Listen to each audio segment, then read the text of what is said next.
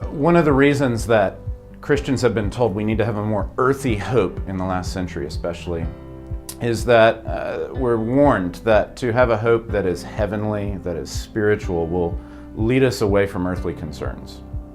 That we will fail to be grounded and to be good citizens and neighbors, good witnesses. We are warned that somehow taking our eyes upward will mean taking our eyes off others and off this world.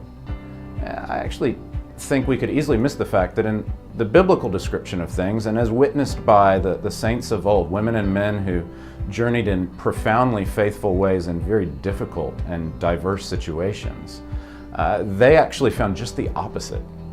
And that as we consider what it means to think in a heavenly minded way, to have a piety that is focused ultimately on God, communion and fellowship with Him, longing ultimately for the beatific vision of seeing Him, beholding Him in His glory as He's revealed in Jesus Christ, that actually sends us more fully into our engagement with this world, that being heavenly minded actually grounds us.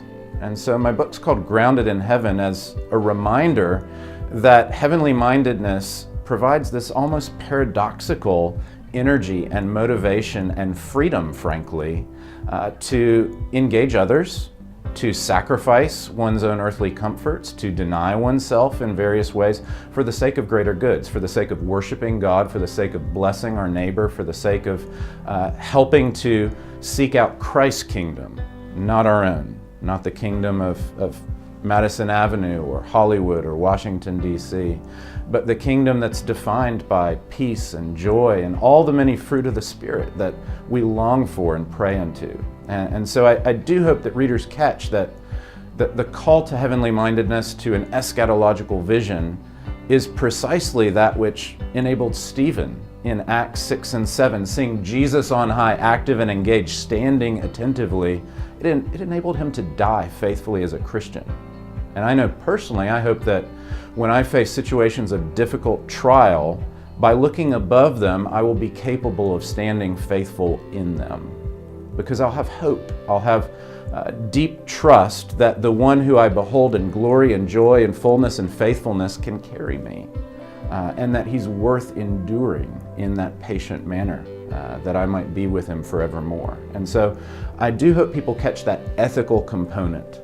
That longing for the kingdom and God's righteousness does bring, as Jesus says in Matthew 6, all other things. It does ground our lives. It does give us a deep foundation for remarkably selfless sacrifice for others.